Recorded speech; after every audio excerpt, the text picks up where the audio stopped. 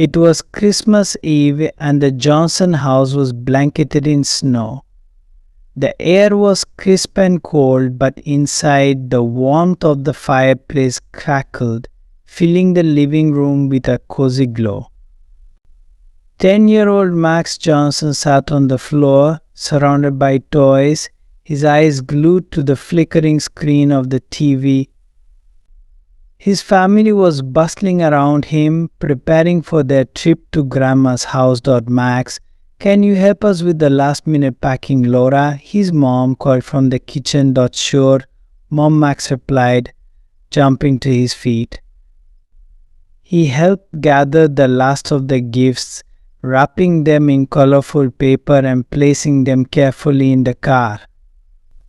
His older sister Emma was busy scrolling through her phone, barely paying attention.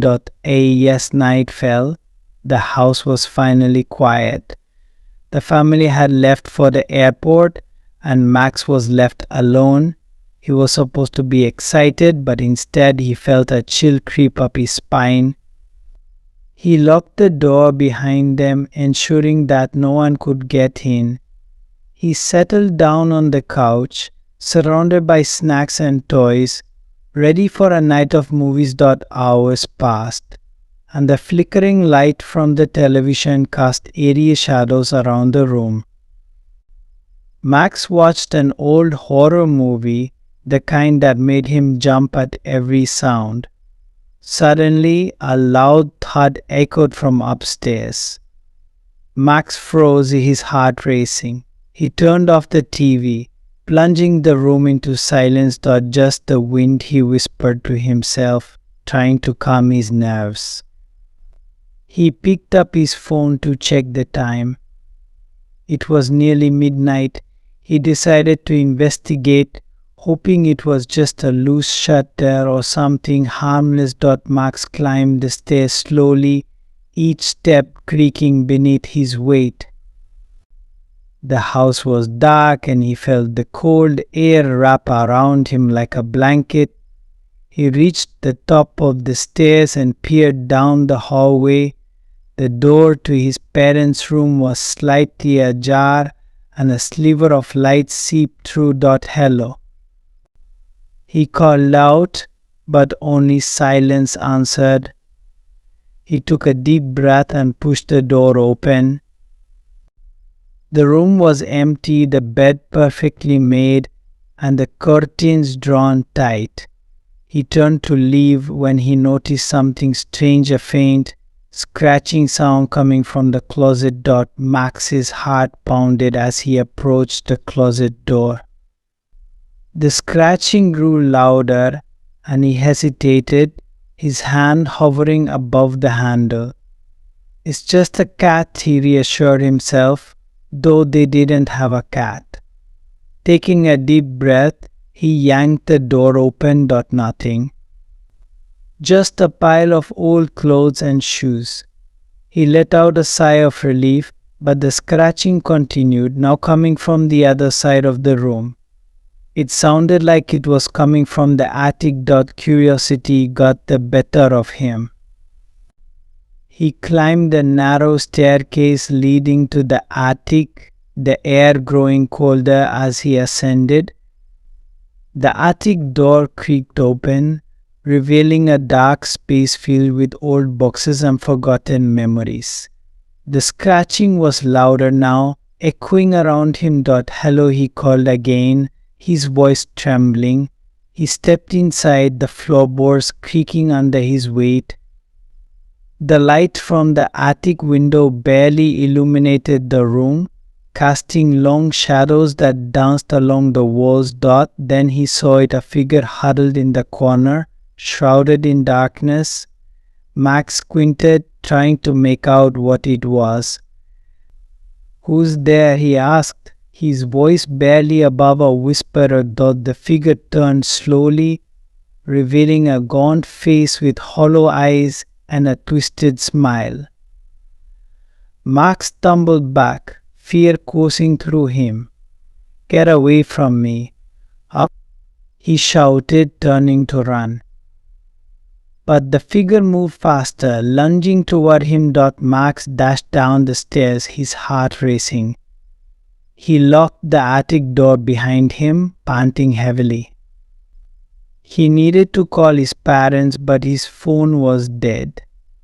He grabbed the flashlight from the kitchen drawer, determined to find a safe spot to hide until morning.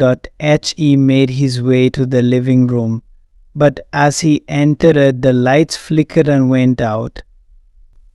Darkness enveloped him, and he felt the chill creep back into the air. He turned on the flashlight, its beam slicing through the blackness. That's when he heard it, the sound of footsteps creeping through the house. Max's breath caught in his throat. He pressed himself against the wall, trying to make himself as small as possible. The footsteps grew louder, echoing from the hallway. Max, a voice called out, but it wasn't his parents. It was a low, raspy whisper that sent shivers down his spine. He turned the flashlight toward the sound, and there it was again, the figure standing at the end of the hallway, its eyes glowing in the darkness. Max's heart raced as he realized it was the same figure from the attic. Come play with me, Max said, its voice dripping with malice. No, Max shouted, turning to run. He dashed toward the front door, but it wouldn't budge. Panic surged through him as he pulled and pushed, but it was locked tight. He could hear the figure getting closer, its footsteps echoing in the stillness of the night. In a desperate attempt, Max ran to the kitchen, searching for anything he could use as a weapon. He grabbed the frying pan, holding it tightly in his trembling hands. The footsteps grew louder, and he could see the figure's silhouette moving toward him. Max, don't be scared, it taunted, its voice echoing in the empty house. I just want to play. Max swung the frying pan wildly as the figure lunged at him. He felt the cold air rush past him as he dodged to the side. The figure stumbled, giving Max a moment to escape. He raced through the house, searching for a place to hide. He dashed into the bathroom and locked the door behind him. His heart pounded in his chest as he crouched down behind the toilet, holding the frying pan like a shield. He could hear the figure moving through the house, calling his name in that haunting voice. Max, where are you? It whispered, the words dripping with darkness. Max's mind raced. He needed to think of a way out. He remembered the window. It was small, but if he could squeeze through, he might be able to escape. He quietly moved to the window, trying to keep his breathing steady. Just as he reached for the latch, the bathroom door rattled violently. The figure was trying to get in. Max's heart raced as he pushed the window open, the cold night air rushing in. He climbed up onto the sink, ready to jump out. With one last glance at the door, he leapt through the window, landing in the soft snow below. He rolled to the side, quickly getting to his feet. The cold bit at his skin, but he didn't have time to feel it. He ran toward the street, his breath visible in the frigid air. But as he reached the edge of the yard, he heard a voice behind him. You can't escape, Max. He turned to see the figure standing in the window, its face twisted into a grotesque grin. You belong to me now. Max felt a wave of despair wash over him as he sprinted down the street, the snow crunching beneath his feet. He didn't stop running until he reached the nearest neighbor's house. He pounded on the door, screaming for help. The lights flicked on, and the door opened slowly. Mrs. Thompson, the elderly woman who lived next door, peered out, concern etched on her face. Max, what's wrong?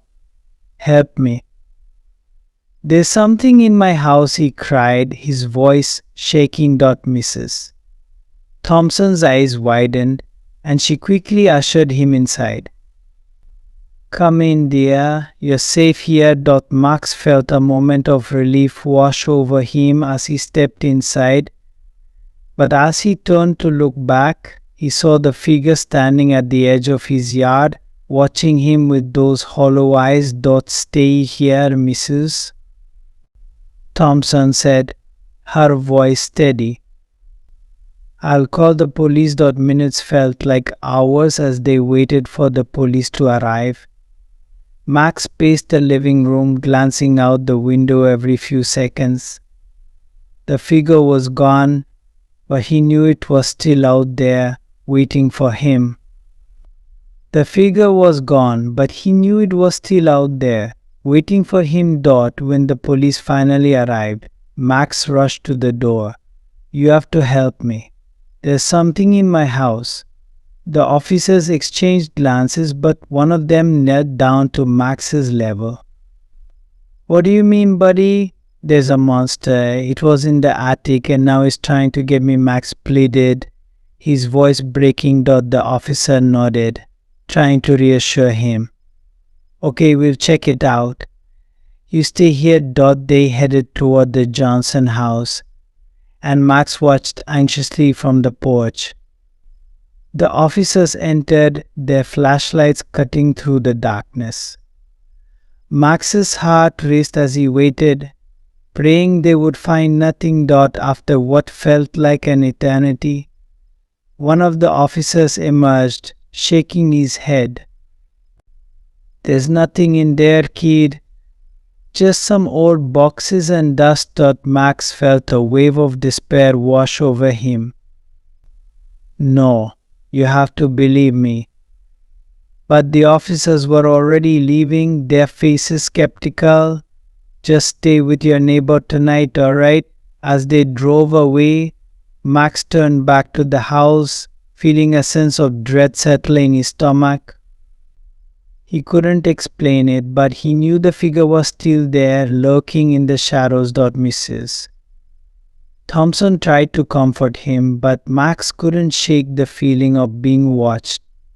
That night he lay on the couch, clutching a blanket tightly around him. Sleep eluded him, and he kept glancing toward the window, half expecting to see the figure staring back. Hours passed, and finally exhaustion took over.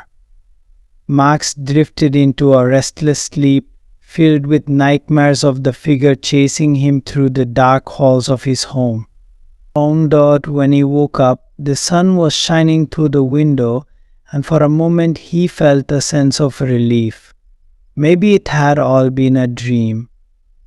But as he glanced around, he noticed something strange. His backpack was missing. Panic surged through him as he searched the room, but it was nowhere to be found. Mrs. Thompson, he called out, rushing to find her. She was in the kitchen, preparing breakfast. Good morning, Max. You slept well, she said with a warm smile. My backpack is gone. I need to go back home, he exclaimed, his heart racing. Mrs. Thompson frowned.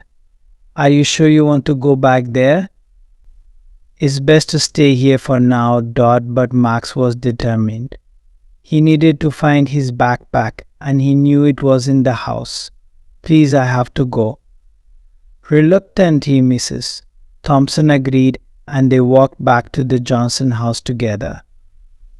The door creaked open, and Max stepped inside, the familiar scent of pine and dust filling his nostrils. He moved through the living room, his heart pounding. It has to be here somewhere, he muttered, searching every corner. As he turned toward the stairs, he heard a familiar scratching sound. The fear returned, but he couldn't back down now. He climbed the stairs, each step echoing in the silence. The scratching grew louder, leading him to the attic door. Max, come play with me, the voice whispered again, sending chills down his spine. He hesitated, but he had to know. He opened the attic door slowly, the darkness swallowing him whole. The beam of his flashlight cut through the shadows, revealing the figure once more, standing in the corner. Why did you come back? It hissed, its smile widening. Max felt tears prick at his eyes. I just want my backpack. The figure laughed, a sound that echoed through the attic. You don't need it, Max. You're mine now. In that moment, Max understood. The figure wasn't just a monster, it was a part of the house, a dark presence that fed on fear and loneliness. He felt the weight of despair pressing down on him, but he refused to give in. No, I won't let you take me, he shouted, raising the flashlight like a weapon. The figure lunged, but Max swung the flashlight with all his might. The beam struck the figure, and for a moment it flickered like a candle in the wind. Leave me alone, Max screamed, and with that, the figure dissolved into shadows, the attic falling silent. Breathing heavily, Max stumbled back, his heart racing. He turned to leave, but as he reached the door, he felt a cold hand grip his shoulder. Max, the voice whispered low and menacing. You can't escape, Emmy. With a burst of adrenaline, he yanked the door open and ran down the stairs, the shadows chasing him. He burst out of the house, the sunlight blinding him momentarily. Mrs. Thompson. He yelled, but she was nowhere to be found. He ran to the street, but the world outside felt different. The snow was still falling, but the sky was dark, and the houses around him seemed abandoned. Help. Someone help me, he cried, but there was no answer. Yes, he turned back to the Johnson house. He saw the figure standing in the doorway, its eyes glowing with hunger. You can't run from me, Max. You belong here. Max felt a wave of hopelessness wash over him. He was trapped, alone in a nightmare. The figure stepped closer, its smile widening as it reached for him. Just then, a loud siren pierced the air, and headlights illuminated the street. A police car pulled up, and the officers jumped out. Max, one of them, shouted, rushing toward him. Help me, he cried, pointing at the figure. But when the officers looked, it was gone, vanished into thin air. Come on, buddy. Let's get you out of here, the officer said, leading him away from the house. House.is. They drove away. Max glanced back at the Johnson house. It loomed in the distance, dark and ominous. He could feel the figure watching him, waiting for the moment he would return. Days turned into weeks, and Max stayed with Mrs. Thompson, who became like a grandmother to him. He tried to forget what happened, but the nightmares continued. The figure haunted his dreams, whispering promises of darkness and despair. One night, as he lay in bed, he heard a familiar scratching sound outside his window. His heart raced as he turned to look, but there was nothing there. He closed his eyes, trying to push the fear away. But the whispers grew louder, echoing in his mind. You can't escape, Max. You belong to me. Max sat up, trembling. He needed to confront the figure once and for all. He couldn't let it control him any longer. The next day, he returned to the Johnson house, determined to face his fears. He unlocked the door, stepping inside. The air was thick with dust, and the shadows seemed to stretch and twist around him. Show yourself, he shouted, his voice echoing in the silence. Figure appeared at the end of the hallway, its eyes glowing with malice. You're back, Max. I've been waiting.